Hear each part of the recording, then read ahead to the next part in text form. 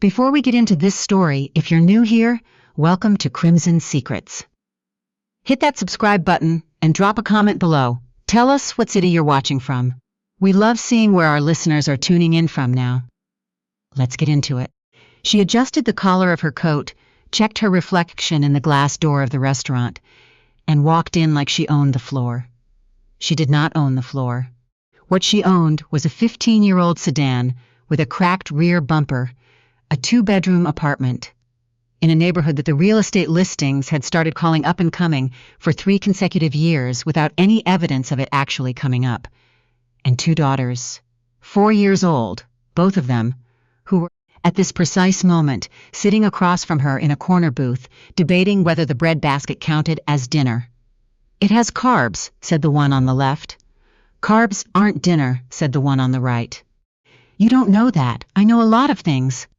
Marisol Vega watched her daughters argue about nutritional science and thought, this right here, this is the thing I would burn the world down for. She did not look toward the entrance when the door opened. She did not look up when the hostess said a name that made the entire restaurant seem to inhale at once. She did not look up because she already knew the voice. She had spent 4 years training herself not to flinch when she heard it on television, on the radio, in the mouths of strangers who talked about him the way people talked about weather, as something that simply existed, inevitable, beyond argument. But when her daughter Lily looked past her shoulder and said, very clearly, "Mama, that man is staring at us," Marisol had no choice. She turned.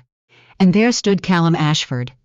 Not the name she had given him in the version of this story she had rehearsed 100 times in the dark. Not the villain she had quietly assembled from memory and grief. Just a man. 41 years old. Still too tall.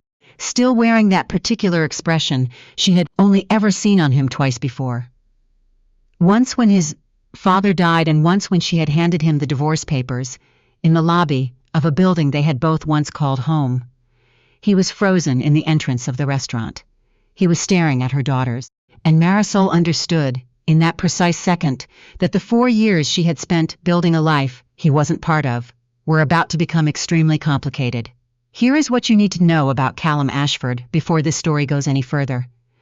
He was not, by nature, a cruel man. That was the thing that had taken Marisol the longest to forgive, not the cruelty, but the absence of it. Cruelty would have been easier. Cruelty would have given her something to push against, a clean reason, a clear line. Instead, what she'd had was a man who was simply absent, present in every room and absent from every moment that mattered. He ran Ashford Group, industrial infrastructure, the kind of company that didn't need a flashy name because it was already embedded in the bones of the economy. Bridges, water systems, the invisible architecture that held cities together. His grandfather had started it. His father had expanded it. Callum had taken it from a regional firm to a national before he turned 35. And somewhere in the doing of that, he had stopped coming home for dinner, then stopped come home before midnight, then stopped coming home in any way that meant anything. Marisol had loved him anyway. For 2 years of marriage, she had loved him with the specific devotion of someone who believed that people were more than their worst patterns. She had believed that he would find his way back, that the man she had married, the one who read poetry on Sunday mornings and left notes on the kitchen counter, and once drove 4 hours in the rain because she'd mentioned, offhand, that she missed the diner they'd gone to on their 3rd date.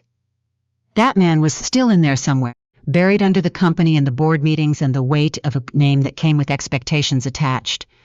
She had been wrong, or she had been right but too late. She was still not entirely sure which. What she knew was this. 8 weeks after she filed for divorce, she found out she was pregnant. Twins. A genetic ambush. She had not told him. She had made that decision on a Tuesday afternoon, sitting in a clinic waiting room with a magazine she wasn't reading. And she had made it for reasons that seemed clear to her then and were murkier now. He had already moved on. There were photographs. There was a woman named something elegant and geometric. There were society pages. His mother, Dorothea Ashford, had called Marisol 3 days after the divorce was finalized to say, with the particular warmth of a closing door, that she hoped Marisol would be sensible going forward, that the Ashford name was not something to be leveraged, that any complications would be handled discreetly. Marisol had hung up the phone and stared at the ceiling for a long time. Then she had called her sister, packed 2 suitcases, and moved to Portland. The twins were named Lily and June. Lily was the one who had spotted Callum from across the restaurant. She had her mother's eyes and her father's unsettling ability to read a room. She had been watching the door for the past 10 minutes because, she explained later, there was a man outside who kept looking at his phone and then at the window, and I wanted to see what he decided. June was the one who had opined that carbs were not dinner. She had her father's height already. She was going to be tall, the pediatrician kept saying, which felt to Marisol like a small private joke the universe was running at her expense. And her mother's precision, she liked facts. She liked things that could be verified. She had looked at the man in the doorway for approximately 4 seconds and then looked back at her bread. "Do you know him?" she asked her mother, not looking up. "Yes," Marisol said. "Is he nice?" There was a pause that lasted slightly too long. "He's complicated," Marisol said. June considered this. "Like the word colonel," she said. "Spelled weird, but you just accept it." Marisol almost laughed. She did not laugh because Callum had started, walking toward the table, and every nerve in her body had gone very quiet and very alert in the way they did when something was about to change. And there was nothing left to do but let it. He stopped at the edge of the table. He looked at her. He looked at the girls. He looked at her again. "Marisol," he said. "Callum," she said. There was a silence that had about 47 different things in it. "These are your daughters," he said. It was not quite a question. "Yes," she said. "How old are they?" Another silence. This one shorter, because there was only one answer, and they both knew it. 4, she said. She watched him do the math. She watched the math arrive. She watched something move across his face, not accusation, not yet, something rawer than that, something she hadn't expected and didn't have a word for. "May I sit down?" he said. It was also not quite a question. "The booth is full," June said, without looking up from her bread. "There are 3 of us and it fits 4, but Mama's bag is the 4th spot and she says her bag counts as a person." Callum looked at the bag. He looked at June. Something that might, under other circumstances, have been a smile crossed his face and disappeared. "I can get a chair," he said. "Okay," said June. And that was how it started. He pulled a chair from the empty table beside them and sat at the end, angled slightly toward Marisol. And for a long moment neither of them said anything while Lily regarded him with the focused intensity of a wildlife documentarian. And June ate her bread. "What are their names?" he asked. He looked at each of them in turn. Lily waved, grave and deliberate. June did not look up. "Hi," he said. "Hi," said Lily. "What's your name?" "Callum." "That's a weird name," Lily said, not unkindly, purely as a matter of record. "I've been told," he said. "Our names are weird too," Lily said. "June says Lily is a flower name, and flower names are for grandma, but I think it's nice." "I didn't say grandma's," June said. "I said it was old-fashioned. There's a difference." "Lily is a beautiful name," Callum said. Lily looked at him with the expression of someone who has just decided something important. "You can stay," she said. Marisol pressed her thumbnail into the edge of the table and said nothing. He stayed. Through dinner. She had not planned this. She had planned a quiet dinner with her daughters, a glass of wine she'd been promising herself all week, and then the drive home with June and Lily, singing whatever they'd most recently decided was their favorite song, which this week was something they'd heard on the radio that neither of them knew all the words to, but that did not diminish their commitment to performing it. Instead, she sat across from Callum Ashford for 90 minutes, while her daughters slowly determined that he was, in fact, acceptable company. Lily made him name 3 animals that started with the letter LL. He said lion, lemur, lobster. She said lobster was cheating because it was a food. He said it was also an animal. She said the food one came to mind first, which meant he was thinking about food during the quiz, which was against the rules. He said there were no rules posted anywhere. She said the rules were implied. June, halfway through this negotiation, looked up from her dinner and said, "Are you our dad?" The table went quiet. Marisol set down her fork. Callum went very still. "June," Marisol said. "It's a reasonable question," June said. "We don't have a dad. You were married before." He's looking at us like he's trying to count something. She looked at Callum. With the same clear, assessing gaze she turned on everything. Are you? Callum looked at Marisol. Marisol looked at the middle distance. That's a conversation for adults, Marisol said. I'm almost 5, June said. Almost 5 is not adult. It's closer than 4. June returned to her dinner with the composure of someone who had made her point and was prepared to wait. He walked them to the car. She had not asked him to. He had simply stood when they stood and helped Lily into her coat when the zipper snagged and carried the leftover container. June had insisted on taking because we might want it later and we should always plan ahead. And now they were standing in the parking lot under a sky that couldn't decide between cloud and clear. And the girls were in the car, and Callum was looking at her with an expression she could not categorize. I want to talk, he said. I know, she said, not tonight. I can see tonight is... He looked at the car, where Lily had pressed her face against the window and was making a face at them. He looked back at Marisol. I just want you to know I'm not going to disappear. I know that doesn't mean much. I know I don't have standing to say it. But I'm saying it anyway. She studied him for a moment. You have my number, she said. It hasn't changed. She got in the car. She did not watch him in the rearview mirror. She watched the road. Lily from the back seat. He passed the L test. Lion is a good answer. June from the other side. He hesitated before lemur. Everyone hesitates before lemur, Lily said. That's the point, June said. Marisol kept her eyes on the road and did not say anything, and somewhere in her chest, a thing she had packed away, very carefully a long time ago, shifted slightly in its container, and she told herself it was just the car going over a bump, and she almost believed it. He called the next morning at 8:47. She knew this because she had been awake since 6:30, done 2 loads of laundry, responded to 11 work emails, and told herself approximately 4 times that she was not waiting for anything. She was a medical billing specialist who worked from home and had 2 4-year-olds and no time for waiting. She was a practical person. She let it ring twice before she answered. I don't know where to start, he said. Then, don't start with an explanation, she said. Start with a question. A pause. Did you know when you filed? No, when did you find out? 8 weeks after. Another pause. Longer. Why didn't you? He stopped. Your mother called me, Marisol said. 3 days after it was finalized. She told me that any complications would be handled discreetly. Silence. I didn't know she did that, he said. I know you didn't, she said. That's not why I'm telling you. I'm telling you because you asked why, and that's part of the why. Not all of it. But, part. What's the rest? She looked out the window at the street. A neighbor was walking a dog that was absolutely enormous, the dog entirely unbothered by its own size. I was 29 years old, she said.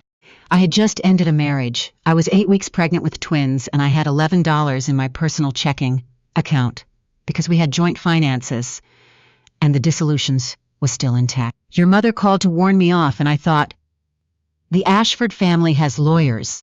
The Ashford family has money and leverage and a PR team, and I have a bag I'm already mostly packed and a sister in Portland, who said I could stay with her as long as I needed. She paused. So I left. He didn't say anything for a while. That's fair, he said finally. I understand that. I don't like it, but I understand it. I'm not asking you to like it, I know. A beat. Can I meet them? Properly. Not by accident in a restaurant. Yes, she said. But slowly. They're 4. They don't need a dramatic reveal. They need consistency. Okay. Okay meaning you'll actually show up. Not okay meaning you intend to show up and then something comes up at work. A longer pause. That's fair too. I know it is, she said. He showed up. She had not been entirely sure he would. She had told herself she was prepared for either outcome, that she had calibrated her expectations to a realistic setting, and was not going to be disappointed if he stumbled, because people stumbled, and this was a complicated situation. And she was a practical person. She had told herself this on Saturday morning while making pancakes and trying to remember where she'd good, and trying to remember where she'd put the good maple syrup, the real kind, and cost twice what the fake kind did, because she had promised the girls pancakes, and they deserved the real syrup. He showed up at 10 on the dot with a box of colored pencils for June, who had mentioned, once, briefly, that she liked to draw charts, and a small stuffed armadillo for Lily, because, he said, when he'd asked her what kind of animal she liked, and she'd said, something underrated, an armadillo had seemed like the right answer. Lily had looked at the armadillo for a long moment. "This is Gordon," she said. She had not asked anyone if that was okay. Gordon was simply the armadillo's name, and that was that. June had opened the colored pencils with the focused reverence of someone receiving a scientific instrument, and immediately, she said without looking up. "Thank you," she said without looking up. "You're welcome," Callum said. "I might share them," she said. "I haven't decided yet." "That's fine," he said. "Take your time," Marisol, watching from the kitchen doorway with a dish towel over her shoulder, thought. Okay. He passed the first one. She knew better than to think the hard part was over. She knew that showing up once was not the same as showing up always. She knew the difference between a grand gesture and a pattern, but she also knew that he had remembered an armadillo, that he had listened, filed it away, and come back with the exact right thing. That counted for something. She was a practical person. She knew how to count. The hard part came 3 weeks later in the form of Dorothea Ashford. Marisol had not been expecting her. You rarely were. Dorothea was the kind of woman who appeared like a change in barometric pressure. You felt it before you understood it, a shift in the quality of the air, a tightening in the chest. She arrived at Marisol's apartment on a Wednesday afternoon when Callum happened to be there.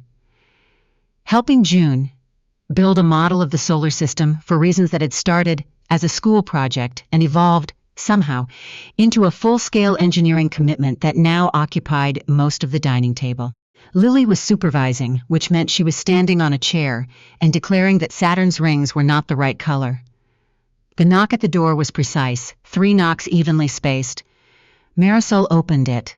Dorothea looked at her the way she always had, not with hostility exactly, but with the particular assessment of someone, totaling a column of figures and finding the sum disappointing.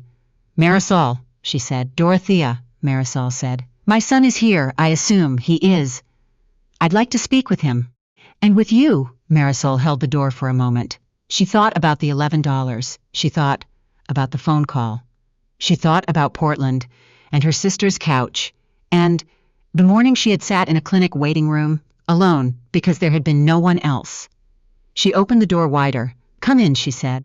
"But we're in the middle of the solar system, so you'll have to work around Pluto."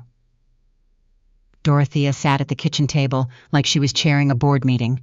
Callum stood near the counter. Marisol leaned against the doorframe with her arms folded because she was not going to sit at her own kitchen table and be made to feel like a guest in it. "I'll be direct," Dorothea said. "Please," Marisol said. "I understand the situation has changed. I understand Callum's made contact with the children." She said it like the children were a legal clause. "I want to ensure that going forward, the family proceeds in an orderly manner. There are questions of legal recognition, of the children's surname, of Dorothea," Callum said. She looked at him. "I didn't ask you to come here," he said.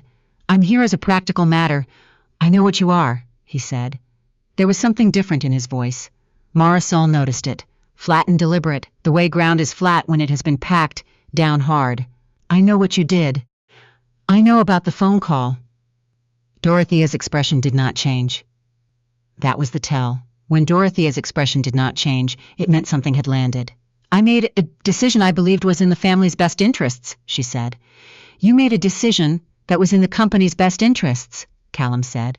"And you used the word family like they were the same thing, the way you always do." He paused. "Those are my daughters in the next room arguing about Pluto's planetary classification. They are 4 years old. They have been 4 years old for 4 years without a father because you called their mother 3 days after our divorce and warned her off." "Callum, I hardly think. I'm not finished."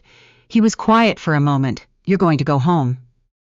I'm going to handle this with Marisol the way 2 people handle a thing when they've decided to handle it together.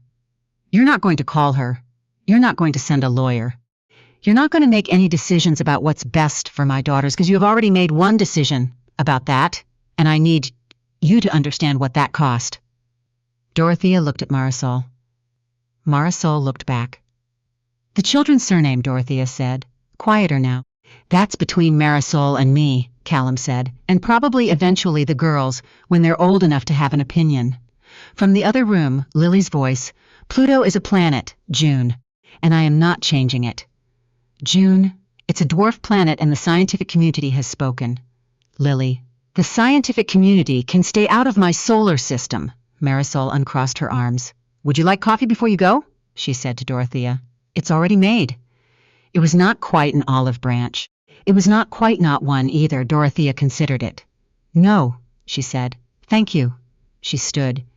She looked at Callum for a moment with an expression Marisol had never seen on her before, something adjacent to regret, or maybe just the recognition that a door had been closed and she was now on the outside of it.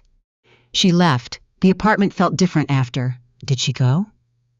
Lily appeared in the doorway, holding a foam Saturn with insufficient rings. She did, Marisol said. She had a scary voice, Lily said, but a sad face. I think she was pretending about the voice. Callum looked at his daughter for a moment. That's a very perceptive thing to say, he said. Lily considered this. June says I notice things that aren't important, she said, but I think faces are important. I think so too, he said. Lily held up Saturn. I need more rings, she said. Do we have more rings? We can make more rings, Callum said. And he followed her back to the dining table, and the solar system, and June's ongoing position paper on Pluto.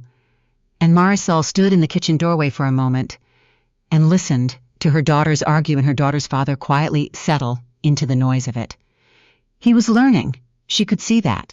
He was learning how to be in a room, not just occupying it. It was not nothing. The surname conversation happened on a Thursday in November, on the couch, after the girls were asleep. He had been coming over 3 evenings a week. It had started as 2 and become 3 without either of them formally deciding to make it 3. Things were like that. Sometimes they accumulated. I want to be on the birth certificates, he said. If you'll allow it. I was going to bring that up myself, she said. About the name, he started. The name is their choice when they're ready to make it, she said. They're Vega right now. They can add Ashford later if they want to. They can hyphenate. They can invent something entirely new. I'm not making that decision for them. He nodded, slowly. That's right. It's also good for Lily, she said. She'll want to be involved. She'll want to feel the clock decided. And June will research the legal implications. June is already researching the legal implications, Marisol said. She asked me what the process was for name changes last week. She's making notes. Callum looked sideways at her. She's 4. She's almost 5, Marisol said. And she would like you to know that's closer to adult than 4 is. He laughed. It was the first time she had heard him laugh, really laugh, since the restaurant. It sounded the same as she remembered. That surprised her more than it should have. Can I ask you something? She said. Yes, if I had called you, when I found out, if I had told you, what would you have done? He was quiet for a while. I don't know, he said. That's the honest answer. 4 years ago, I was not the person I should have been. I was showing up to my own life in the wrong way. I don't know if I would have done the right thing. A pause. I'd like to think I would have, but I'm not going to tell you I'm sure, because I'm not. And you deserve an honest answer, more than you deserve a flattering one. She looked at her hands. That's the right answer, she said, not the easy one. I'm working on that, he said. I know, she said. I can see that. They sat in the quiet for a while. In the girls' room, one of them was talking in her sleep. It was probably Lily, who narrated her dreams like an ongoing documentary. I'm not saying I trust you yet, Marisol said. I want to be honest about that. I know, but I'm watching. And what I'm watching is, she paused. It's not nothing. Okay, he said. Okay is a start, she said. Christmas that year was the first one they did together. Not together. That word was still pending. Still somewhere, out ahead of them in a negotiation neither of them had fully tabled. But together in the sense that they were all in the same room, and the room had a tree, and June had written a detailed list organized by category, and Lily had made an ornament shaped like an armadillo that she called Gordon II, because the original Gordon was not allowed near the tree on account of once knocking a bulb off it and then looking innocent about it. Callum had arrived with a cooler of groceries because he had, apparently, decided to cook. You can cook? Marisol said. Somewhat, he said. I make exactly 4 things well. I'm making one of them today. Which one? Roast chicken, he said. The other 3 are breakfast foods. What are the breakfast foods? Scrambled eggs, French toast, and a thing with potatoes that June has already asked me to write down as a recipe. She asked you to write a recipe? She said oral tradition was an unreliable transmission mechanism. He set the cooler down. I thought she was kidding. Then she handed me a notepad. Marisol stood in the kitchen doorway. She was always in the kitchen doorway. She was beginning to think it was her place in the architecture of this life. And she watched him unpack groceries with the focused attention who had decided that this mattered and was going to do it correctly. June appeared beside her. He knows how to properly pat the chicken dry, she said, observational. A lot of people don't. You know about patting chicken dry? I watched 3 videos, June said. Moisture is the enemy of crispy skin. That's true, Marisol said. He's competent, June said, with the gravity of a verdict. Then she went back to whatever she'd been doing. The matter apparently closed. Lily, from somewhere in the living room. Gordon says he wants a drumstick. Gordon is an armadillo. June called back. Gordon has aspirations, Lily said. Callum glanced over his shoulder at Marisol. She shrugged. He turned back to the chicken, and the afternoon settled around all of them, like something that had always been there, waiting to be inhabited, and Marisol leaned against the doorframe and thought that this was what it felt like when something became real. Not a grand moment. Not a declaration. Just a roast chicken and a notepad recipe and an armadillo with aspirations in a kitchen that was hers on a winter afternoon that was somehow improbably exactly enough.